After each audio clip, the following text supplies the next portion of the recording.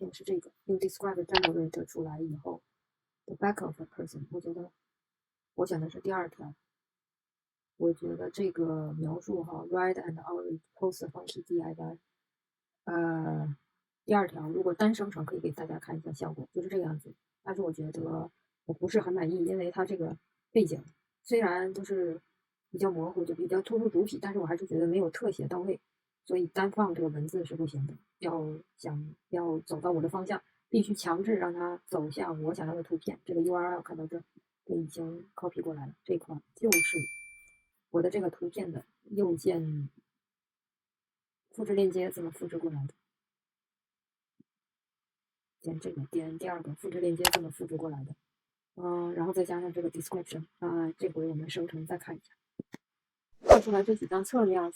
呢，我觉得第一张应该是头发效果灵动的比较好，第三张也 OK，但是衣服有一点这几张，第一张就有跟我们想要的那个效果就差不多了。然后还有第二张这个可以 upscale 一下看一下哈，因为它这个符合我给到它的 dark background， 还有这个模特要直直看向前方，近景，因为我们想 capture 到它这个头发的细节。第二个蛮符合，但这个第二个就是光影可能是没有凸显出来这个头发的颜色这个主题。我把这个侧脸的 upscale 成这个样子。第一张就蛮符合我们的预期的。其实第四张我 upscale 的就是第四张。第四张我觉得这个造型还是不错的 ，upscale 以后是这个样子。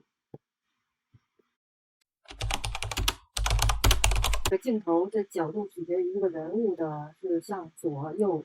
向前看还是向右看，这个到具体的细节的时候一定要摸清楚这个模特看周围的一个环境的方向，这个对，还有是不是近的侧写，这个头发的颜色好喜欢。OK， 就这两点。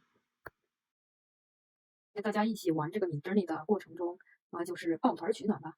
在这个过程中肯定有一些平时找不到答案的问题呢，有可能会在这几个播放列表中出现，所以点它。